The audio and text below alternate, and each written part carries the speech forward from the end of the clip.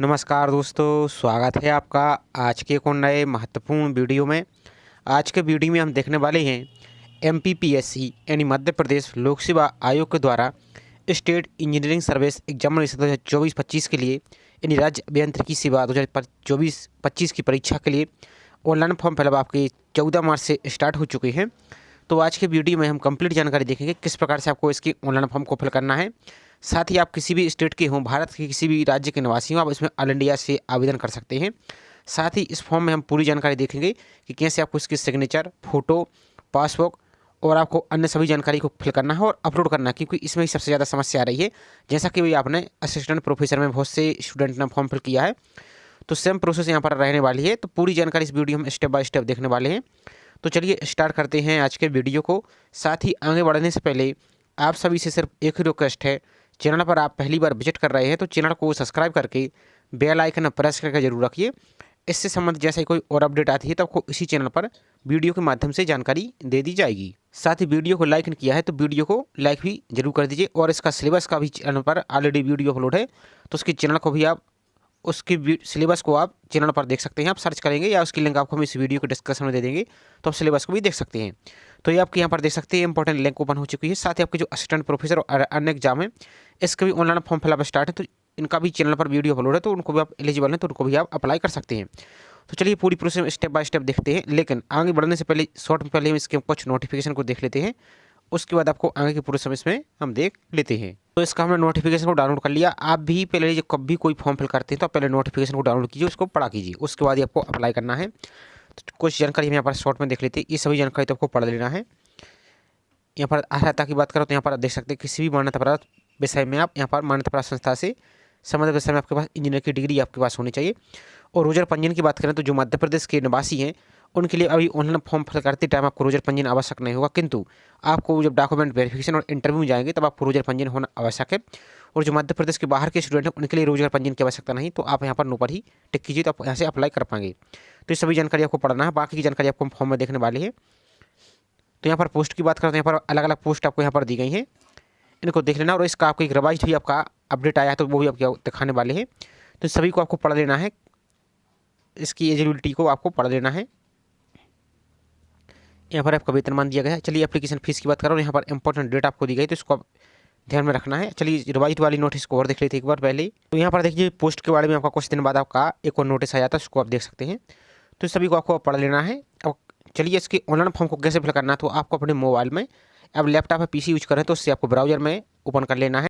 Browser को open करने के बाद आपको एमपीपीएससी की ऑफिशियल वेबसाइट पर चलना है। तो एमपीपीएससी आप इस प्रकार से टाइप कीजिए और सर्च पर आपको क्लिक करना है। इस प्रकार से जो पहली लिंक दिख रही है इस प्रकार से आपकी लिंक दिखेगी। अब यहाँ पर ध्यान से देखिए, तो आपको जब भी कोई अपडेट आता है यहाँ पर व्हाट्स न्यू का ऑप्शन दिख रहा है, तो यहाँ पर देख सकते हैं यहाँ पर अलग अलग अपडेट आपको चल रहा है, तो इसको आपको विजिट करते रहना है रेगुलर के लिए। और आपको चैनल को भी सब्सक्राइब करके रखना है, इससे समझ जैसे कोई और अपडेट आती है तो आपको वीडियो के माध्यम से भी जानकारी दे दी जाती है, इसलिए चैनल को भी सब्सक्राइब करके रखना है। अब आपको यहाँ पर नीचे को चले आना है, यहाँ पर स्क्रॉल करते हुए नीचे को चले आइए। तो यहाँ पर आपको जो अप्लाई ऑनलाइन का ऑप्शन दिख रहा है आपको, ये तीसरे नंबर पर, इस पर आपको क्लिक करना है इस प्रकार से। अब जैसे इस पर आप क्लिक करते हैं तो जो पहली लिंक आपको दिख रही है इसी प्रकार से इस लिंक पर आपको क्लिक करना है। अब जैसे इस पर क्लिक करते हैं तो अब आपका इस प्रकार से पेज आपका ओपन हो चुका है। अब यहाँ पर आपको अप्लाई की लिंक यहाँ पर आपको दिख रही है, जो पहली लिंक दिख रही है इस पर आपको सिंपल पहले क्लिक करना है। अब जैसे इस पर आप क्लिक करते हैं तो आपका फॉर्म यहाँ से पूरा ओपन हो चुका है। अब यहाँ पर आपको जो टर्म एंड कंडीशन दिख रहा है इस पर आपको टिक करना है। और यहाँ पर जो ब्लू कलर में नोटिफिकेशन दिख रहा है एक बार इस पर आपको क्लिक करना है और एक बार आपको इस पर क्लिक करना है, तभी आपका फॉर्म आगे बढ़ेगा। और इन दोनों को आप क्लिक करके पहले दोनों को डाउनलोड करके नोटिफिकेशन को पढ़ लीजिए, उसके बाद आपको फॉर्म को फिल कीजिए और बाकी की सभी जानकारी आपको इसमें पढ़ लेना है। इसके बाद यहाँ पर आपको नीचे को चले आना है, तो आई एक्सेप्ट पर क्लिक करना है। लेकिन आपको फोटो के बारे में कुछ यहाँ पर गाइडलाइन दिया गया है, तो आपकी फ़ोटो नवीनतम कलर फोटो होनी चाहिए और आपकी फ़ोटो की वाइट बैकग्राउंड की होनी चाहिए और हल्की लाइट कलर की आपकी होनी चाहिए। और आप कोशिश कीजिए कि फोटो में आपका नाम भी लिखा रहे तो भी आपका ज़्यादा सही रहेगा, क्योंकि ज़्यादातर एग्जाम आपका यही चल रहा है। तो इस प्रकार से आपको करना है और आई एक्सेप्ट पर आपको आई एक्सेप्ट वाले ऑप्शन पर क्लिक कर देना है। तो इन पर चलिए हम पहले क्लिक नहीं किया तो क्लिक कर देते हैं। एक बार हम इसको डाउनलोड किए तो इसको कैंसिल कर देते हैं, इसको भी हम कैंसिल कर देते हैं। उसके बाद आई एक्सेप्ट पर क्लिक करते हैं तो यहाँ से आपका पूरा फॉर्म आपका यहाँ पर ओपन हो चुका है। तो सबसे पहले तो आपको आप स्नातक उपाधि अभियांत्रिकी का विषय सेलेक्ट करना है। तो आपको कौन सा विषय है आपका, तो सिविल इंजीनियरिंग है, सिविल इंजीनियरिंग है आपका, या इलेक्ट्रिकल इंजीनियरिंग है, या मैकेनिकल इंजीनियरिंग है, जो भी आपके इनमें से रहा है वो आपको सेलेक्ट करना है। चलिए हम डेमो के लिए फॉर्म आपको फिल करके दिखा रहे हैं, तो किसी एक को हम यहाँ पर आप सेलेक्ट कर लेते हैं। चलिए हम सिविल को ही सिलेक्ट कर लेते हैं, और जो आपकी एक्चुअल जानकारी वही आपको सही सही फिल करना है।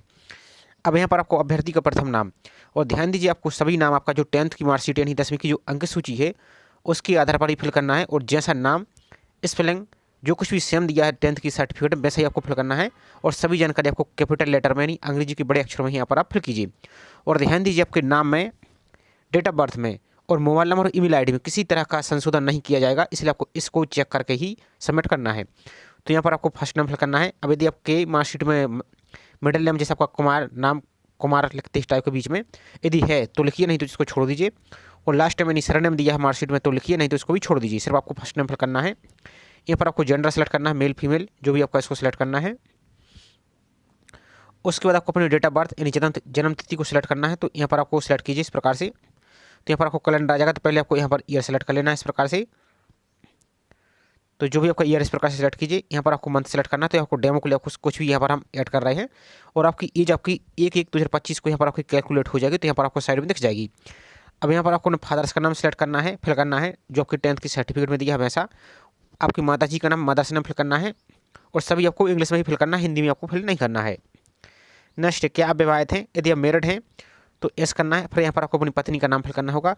बच्चों की संख्या देनी होगी, यहाँ पर बच्चों की संख्या देनी होगी 1 2 3 5 जितनी भी है, या 0 है तो 0 इस प्रकार से। तो ये ऑप्शन आपकी बाकी हाइट रहेगी। अब यदि आप अनमेरिड है तो आपको नो पर ही इस प्रकार से क्लिक करना है। अब नेक्स्ट आ जाता है, तो क्या आप मध्य प्रदेश के निवासी हैं? अब यदि मध्य प्रदेश के निवासी तो यस कीजिए, यदि नहीं है तो आपको नो पर क्लिक करना है। तो यहाँ से आप फिर अनरिजर्व से यहाँ पर फॉर्म फिल कर पाएंगे, आपको किसी प्रकार का रिजर्वेशन नहीं मिलेगा।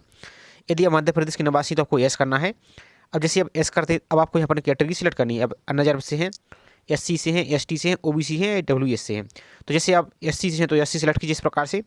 तो यहाँ पर आपकी जो जाति है यानी कास्ट है उस कास्ट का नाम आपको फिल करना होगा, और यहाँ पर आपकी एससी कैटेगरी रहेगी। इसी प्रकार से आपको एसटी है तो एससी सेलेक्ट करना है और आपका कास्ट का नाम फिल करना है। इसी प्रकार से यदि ओबीसी है तो अब ओबीसी में आपके 2 ऑप्शन आ रही है। यदि आप क्रिमिनल में आते हैं तो आपको यहाँ पर यदि क्रिमिनल में आते हैं तो एस कीजिए, तो यहाँ पर आपको आरक्षण नहीं मिलेगा, आप सिर्फ जनरल से ही यहाँ पर काउंट की जाएंगी। यदि ईडब्ल्यूएस निकल रहा है मुँह से, ओबीसी में नॉन क्रिमिनल से आती हैं आप, तो फिर यहाँ पर आपको नो पर ही क्लिक करना है, और यहाँ पर आपको अपनी कैटेगरी आपकी यहाँ पर ओबीसी आ जाएगी। अब आपको वही आपका कास्ट का नाम फिल करना है। इतना करने के बाद आपको यहाँ पर अब जो मध्य प्रदेश सरकार के द्वारा जाति प्रमाण पत्र होता है, जो स्थायी जाति प्रमाण पत्र है, उसका आपको पदनाम यानी किसके द्वारा जारी किया गया, जैसे एसडीएम या एसडीओ या जो भी आपका, इस प्रकार से आप फिल कर देंगे। इसके बाद जिले का नाम, तो किस जिले से आपका इशू हुआ है उस जिले का नाम यहाँ पर फिल कीजिए। अब यहाँ पर आपको जो जाति प्रमाण पत्र का प्रमाण पत्र क्रमांक यानी सर्टिफिकेट नंबर, ध्यान से देखिए इस प्रकार का जो आपका डिजिटल जाति प्रमाण पत्र है डिजिटल वाला, उसमें आपको यहाँ पर एक सर्टिफिकेट नंबर दिख रहा होगा, एक प्रकरण क्रमांक दिख रहा होगा। तो प्रकरण क्रमांक आपको रेजोल्यूशन नंबर फिल नहीं करना, आपका जो प्रमाण पत्र क्रमांक आपका जो आरएस करके इस प्रकार से दिया होगा विथ ओवरक्लिक लगा के, तो सेम टू सेम आपको यहाँ पर फिल करना है। यहाँ पर किस डेट को इशू हुआ है तो यहाँ पर साइड में देखिए तो आपको डेट भी दिख रही होगी, तो वो डेट आपको यहाँ पर फिल करनी है पूरा। यहाँ पर आपको ईयर, मंथ और डेट आपको दोनों फिल कर देना है। उसके बाद नेक्स्ट आ जाता है ऑप्शन आपका। तो नेक्स्ट है, क्या अभ्यर्थी 40% या इससे अधिक दिव्यांग है? यदि हैं तो यस, नहीं तो नो पर क्लिक करना है। यदि यस करते हैं, अब आपको यहाँ पर जो अभ्यर्थी को दिव्यांगता प्रमाण पत्र चिकित्सा प्राधिकारी द्वारा जारी किया गया है, यदि किया गया है तो यस कीजिए इस प्रकार से आपको। यदि नहीं किया गया तो आपको नो पर इस प्रकार से सिलेक्ट करना, तो आपका ऑटोमेटिक यहाँ पर नो ही रहेगा। और यदि दिव्यांग नहीं तो आपको सिंपल नो पर क्लिक करना है। नेक्स्ट है, तो यदि आप इस पर नो करते हैं तो आपको ये ऑप्शन सभी आपके ऑटोमेटिक हाइड हो जाएंगे। नेक्स्ट है, क्या अभ्यर्थी कभी किसी सेवा से पृथक करने के लिए दंडित किया गया है? यदि किया गया है तो यस, नहीं तो नो पर ही इस पर क्लिक करना है। नेक्स्ट है, क्या अभ्यर्थी के विरुद्ध कोई आपराधिक प्रकरण लंबित है? यदि आपके ऊपर कोई क्रिमिनल केस चल रहा है या लंबित है, यदि है तो यस, नहीं तो नो पर ही इस प्रकार से क्लिक करना है। नेक्स्ट है, क्या अभ्यर्थी आयोग को किसी परीक्षा अथवा चयन की विवर्जित अवधि में है? यदि है तो यस, नहीं तो नो पर ही इस प्रकार से भी क्लिक करना है। नेक्स्ट है, क्या अभ्यर्थी मध्य प्रदेश शासन अथवा उसके नगर सैनिक निगम मंडल स्वशासी संस्था में सेवारत है? यदि इनमें से हैं तो यस करना है, नहीं तो नो पर ही इस प्रकार से क्लिक करना है। तो अब ये ऑप्शन आपके क्लोज हो जाएंगे। नेक्स्ट है, क्या मध्य प्रदेश राज्य के रोजगार कार्यालय में जीवित पंजीयन का विवरण आपको देना है? तो क्या आपके पास मध्य प्रदेश राज्य के रोजगार कार्यालय में जीवित पंजीयन है? अब यदि आपके पास है तो आपको यस करना है। यहाँ पर रोजगार पंजीयन क्रमांक आपको फिल करना है। यहाँ पर जिले का नाम, किस जिले में आपने रोजगार पंजीयन किया वो सिलेक्ट करना है इस प्रकार से। यहाँ पर किस डेट को आपने रोजर पंजीयन किया वो डेट फिल करनी। कहने का मतलब ये है आपने जब रोजर पंजीयन किया था तो उसकी डेट आपको फिल करनी है। यदि बीच में आपने कभी रिन्यू किया है तो रिन्यू वाली डेट आपको यहाँ पर फिल नहीं करनी है। आपको जो स्टार्ट में ही आपने पंजीयन किया था वही डेट आपको यहाँ पर इस वाले ऑप्शन में आपको फिल करनी है। अब यदि आपके पास रोजर पंजीयन नहीं है तो आपको नो पर क्लिक कीजिए। तो अभी आपके पास जो मध्य प्रदेश के बाहर के स्टूडेंट हैं उनके लिए तो रोजर पंजीयन फिल करना यहाँ पर आवश्यक नहीं होगा, किंतु जो मध्य प्रदेश के निवासी हैं स्टूडेंट हैं उनके लिए अभी फॉर्म फिल करने के टाइम यदि आपके पास रोजर पंजीयन नहीं है, यहाँ पर आप पढ़ भी सकते हैं तो अभी तो नो कर सकते हैं, लेकिन आपको डॉक्यूमेंट वेरिफिकेशन और इंटरव्यू के टाइम आपको लेके जाना होगा। तो यदि आपके पास है तो यस कीजिए और इसको आप फिल कर दीजिए। नेक्स्ट है एक सर्विसमैन का आपको विवरण देना है। तो क्या अभ्यर्थी मध्य प्रदेश के भूतपूर्व सैनिक हैं? यदि हैं तो यस, नहीं तो नो पर ही इस प्रकार से क्लिक करना है। नेक्स्ट है ये ऑप्शन, यदि आप एनविलेट पर टिक करते हैं तो आपके ऑप्शन क्लोज रहेगा। और उसके साइड में देखिए नेक्स्ट है क्या अभ्यर्थी विक्रम अवार्ड से सम्मानित खिलाड़ी है? यदि है तो यस, नहीं तो नो पर ही इस प्रकार से क्लिक कर देना है। नेक्स्ट है अब आपको एजुकेशन क्वालिफिकेशन की जानकारी देनी है। तो सबसे पहले यहाँ पर आपको हाई स्कूल की जानकारी देनी है। तो यहाँ पर आप सिंपल हाई स्कूल इस प्रकार से हाई स्कूल लिख दीजिए, स्कूल फिर कर दीजिए। यहाँ पर आपका डिवीजन है, ग्रेड या सीजीपी जो भी सिस्टम है, यदि डिवीजन है तो इस प्रकार से टिक कीजिए। यदि ग्रेड या सीजीपी है तो इसको टिक कीजिए। तो यहाँ पर आपके पूर्णांक प्राप्तांक हट जाएंगे, सिर्फ आपको परसेंटेज और डिवीजन आपको देनी होगी। यदि आपका डिवीजन है तो इस पर टिक कीजिए। अब यहाँ पर आपको विषय का नाम फिल करना है। तो या तो आपके 10th में जितने सब्जेक्ट रहे उसके नाम फिल कर सकते हैं, या अलग से आपको वैसे कुछ नहीं तो आल इस प्रकार से जनरल सब्जेक्ट फिल कर दीजिए। इसके बाद आपको पूर्णांक देना है। तो जो भी आपका पूर्णांक इस प्रकार से पूर्णांक देंगे। आपको कितने प्राप्तांक प्राप्त हुए हैं इस प्रकार से प्राप्तांक दे देंगे जो भी आपको प्राप्त हुए। इसके बाद यहाँ पर आपका मार्क्स परसेंटेज कैलकुलेट होकर आ जाएगा। यहाँ पर आपकी डिवीजन देनी है, फर्स्ट सेकंड थर्ड जो भी है वो देना है। यहाँ पर अपने बोर्ड का नाम देना है। तो आपका जो भी बोर्ड है, एमपी बोर्ड है तो एमपी इस प्रकार से आप फिल कीजिए, एमपी बोर्ड भोपाल। और जो भी आपका अदर स्टेट बोर्ड है या सीबीएसई जो भी है उसको आप फिल कीजिए। यहाँ पर उत्तीर्ण वर्ष किस साल में आपने 10th पास किया और यहाँ पर आपका रोल नंबर। इसके बाद आपको 12th की जानकारी देनी। तो यहाँ पर आप हायर सेकेंडरी फिल कर दीजिए, जैसा हाई स्कूल फिल किया है इस प्रकार से हायर सेकेंडरी। आप स्पेलिंग थोड़ा सा चेक कर लीजिए, हम आपको ये डेमो के लिए दिखा रहे हैं। इसके बाद वही ग्रेड एस CGPA है, डिवीजन जो भी था वो फिल कीजिए। अब यहाँ पर आपको सब्जेक्ट का नाम, तो आपके 12th में जितने भी सब्जेक्ट रहे उन सभी के नाम फिल कर दीजिए। जैसे फॉर एग्जाम्पल आपका हिंदी था तो हिंदी। उसके बाद हिंदी लिखने के बाद आपको इस प्रकार से कॉमा नहीं लगाना। आपको थोड़ा सा जूम करके दिखा देते हैं। इस प्रकार से आपको कॉमा नहीं लगाना है, नहीं तो आपका फॉर्म सबमिट नहीं होगा। इसलिए आपको कॉमा को हटा देना है। इस तरफ एक बार आपको इस प्रकार से स्क्रीन देना है। उसके बाद आपको यहाँ पर इंग्लिश, उसके बाद आपका मैथ, फिजिक्स, केमिस्ट्री, बायो जो जिस भी स्ट्रीम से हैं तो वो आप यहाँ पर फिल कीजिए। इस प्रकार से आपको 12th की फिल करनी है जानकारी, पूरी 5 सब्जेक्ट के नाम लिख देने हैं। इसके बाद वही आपका पूर्णांक, प्राप्तांक, प्रतिशत, डिवीजन, बोर्ड का नाम, उत्तीर्ण वर्ष और रोल नंबर। नेक्स्ट स्नातक। तो स्नातक में आप BE किए हैं या BTech किए हैं, तो जो भी आप किए हैं उसको आप सेलेक्ट कीजिए इस प्रकार से। अब यहाँ पर आपका ग्रेड या CGPA जो भी था वो फिल कीजिए, या डिवीजन था तो डिवीजन फिल कीजिए। सब्जेक्ट आपका ऑटोमेटिक यहाँ पर सिविल इंजीनियर आपका आ चुका है। अब यहाँ पर यदि आप डिवीजन फिल करते हैं तो आपको वही पूर्णांक, प्राप्तांक, परसेंटेज, डिवीजन, यूनिवर्सिटी का नाम फिल करना है यहाँ पर, उत्तीर्ण वर्ष और रोल नंबर। यदि आपका CGPA था तो CGPA सेलेक्ट कीजिए, तो आपको ये नंबर हाइड हो जाएंगे। सिर्फ आपको यहाँ पर परसेंटेज फिल करना होगा, बाकी की सभी जानकारी सेम रहेगी। इसके बाद आपको यहाँ पर जो ऑप्शन दिख रहा है इस पर आपको टिक करना होगा। ग्रेड CGPA के संदर्भ में मेरे द्वारा अंकित प्रतिशत विश्वविद्यालय द्वारा निर्धारित मापदंड के अनुरूप है। इसमें किसी विसंगति हेतु मैं पूर्णतः उत्तरदायी रहूँगा या रहूँगी, तो इस पर आपको टिक करना होगा। अब उसके बाद नेक्स्ट चले जाना है नीचे की ओर। तो नेक्स्ट है यात्रा भत्ता का विवरण। तो क्या आप यात्रा भत्ता का लाभ लेना चाहते हैं? केवल मध्य प्रदेश के अनुसूचित जाति यानी SC ST और OBC नॉन क्रिमिनल और दिव्यांगजनों के लिए ये सुविधा रहेगी। यदि लेना चाहते हैं तो यस करना है, नहीं तो नो पर इस प्रकार से टिक कर सकते हैं। नेक्स्ट है अब आपको यहाँ पर बैंक विवरण की जानकारी देनी है। और ध्यान दीजिए आपको बैंक अकाउंट की जानकारी जिसके नाम से आप फॉर्म फिल कर रहे हैं उनकी ही देनी है। आपको किसी अदर फैमिली मेम्बर की जानकारी यहाँ पर फिल नहीं करनी है, नहीं तो आपका फॉर्म यहाँ पर सबमिट नहीं होगा। और उनकी जानकारी यहाँ पर देना भी यहाँ पर अनिवार्य, उनकी जानकारी दूसरे की जानकारी यहाँ पर नहीं दे सकती। सिंपल सा मतलब ये है। तो यहाँ पर बैंक का नाम फिल करना है। तो जो भी आपका बैंक है इस प्रकार से बैंक का नाम फिल कीजिए। जैसे स्टेट बैंक ऑफ इंडिया है आपकी, तो इस प्रकार से फिल कीजिए। आप बैंक की पासबुक को निकाल लीजिए तो उसमें सब जानकारी आपको देखने को मिल जाएगी। तो यहाँ पर IFSC कोड फिल कर देना है। यहाँ पर शाखा का नाम, तो देखिए पासबुक के फ्रंट पेज पे देखिए तो आपको उसी पासबुक के पेज में आपको शाखा का नाम मिल जाएगा, तो वो नाम फिल कीजिए। यहाँ पर ब्रांच कोड भी आपको फिल करना है। तो जो शाखा कोड है तो वो भी आपको पासबुक पर लिखा होगा, तो वो देखिए यहाँ पर खाता धारक का नाम, अब बहुत से स्टूडेंट के लिए यहाँ पर समस्या आ रही नाम फिल करने में, तो आप सही से नाम फिल कीजिए। और यदि आपको फिर भी प्रॉब्लम आ रही तो क्या कीजिए, पूरे फॉर्म को, पूरे पेज को दोबारा से रिफ्रेश करके शुरू से लेकर एंड तक की दोबारा से पूरी जानकारी फिल कीजिए। और यहाँ पर आपको अकाउंट नंबर फिल करना है और सही सही फिल कीजिए, पूरी जानकारी कैपिटल में ही आपको फिल करना है। नेक्स्ट है, अब यहाँ पर जो जानकारी आपने बैंक पासबुक की दी है, बैंक पासबुक का जो फ्रंट पेज है उसको आपको स्कैन करना है। अब स्कैन करने के बाद आपको यहाँ पर अपलोड करना होगा। अब अपलोड कैसे करना है, सबसे ज़्यादा समस्या इसी में आ रही है, एक तो बैंक की पासबुक अपलोड में, एक फ़ोटो और सिग्नेचर अपलोड करने में। तो इसकी फ़ोटो, सिग्नेचर और बैंक पासबुक की इमेज को कैसे रिसाइज करना है, कैसे पिक्सल सही करना है, कैसे इसकी केबी को सही फिक्स करना है, तो इसका चैनल पर अलग से वीडियो अपलोड है। जो आपके असिस्टेंट प्रोफेसर के फॉर्म फिल चल रहे हैं उनके लिए वीडियो बनाया है। तो वेबसाइट आपकी सेम है, तो फॉर्मेलिटी सभी का सेम दिया गया है, सिर्फ आपकी फॉर्म अलग अलग है लेकिन वेबसाइट सेम है।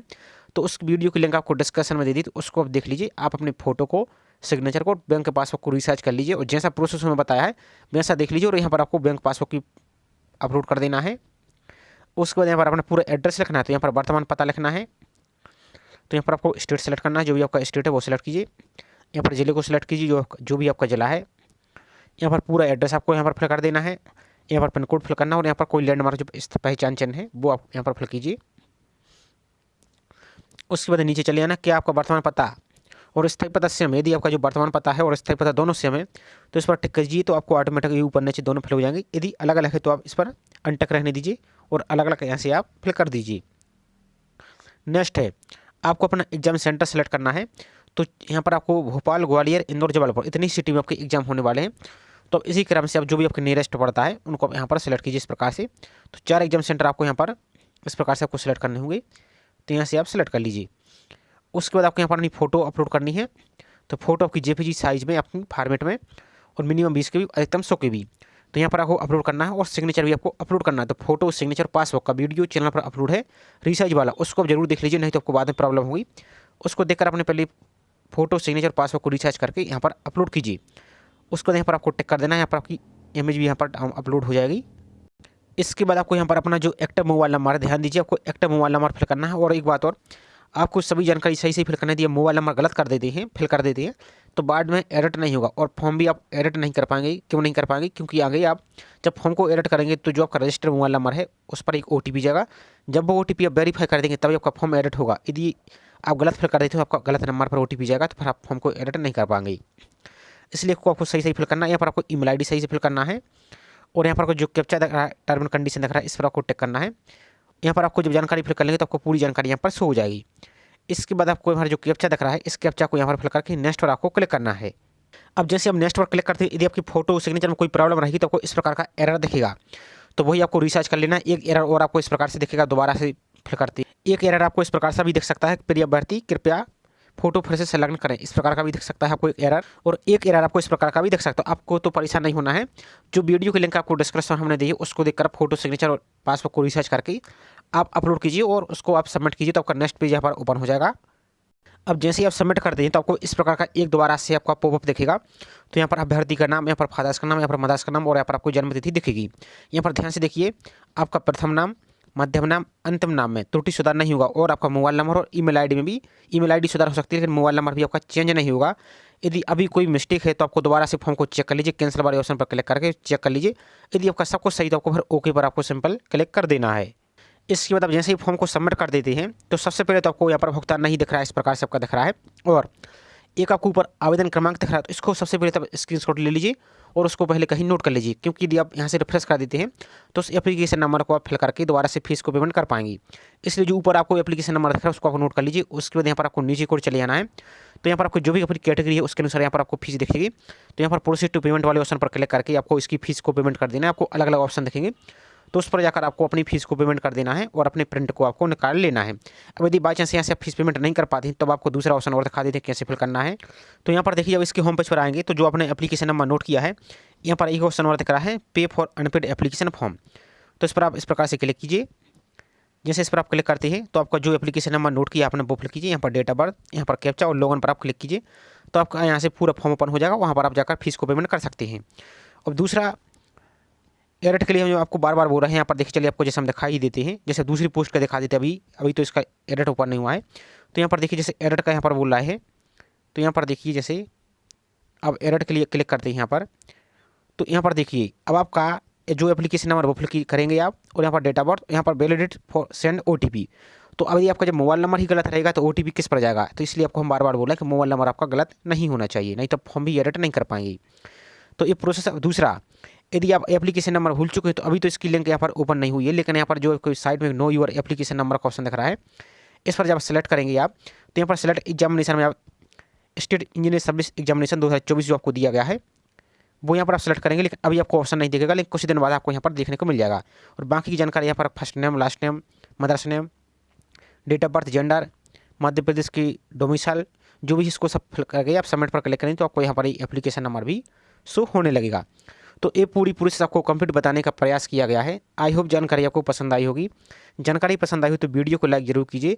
साथ ही चैनल पर पहली बार विजिट कर रहे हैं तो चैनल को सब्सक्राइब करके बेल आइकन प्रेस करके जरूर रखिए इसी प्रकार की रेगुलर अपडेट पाने के लिए। साथ ही आपको किसी प्रकार की कोई भी समस्या आ रही तो कमेंट करके आप बेझिझक पूछ सकते हैं। तो चलिए मिलते हैं इसी प्रकार से एक और नई जानकारी के साथ। जय हिंद।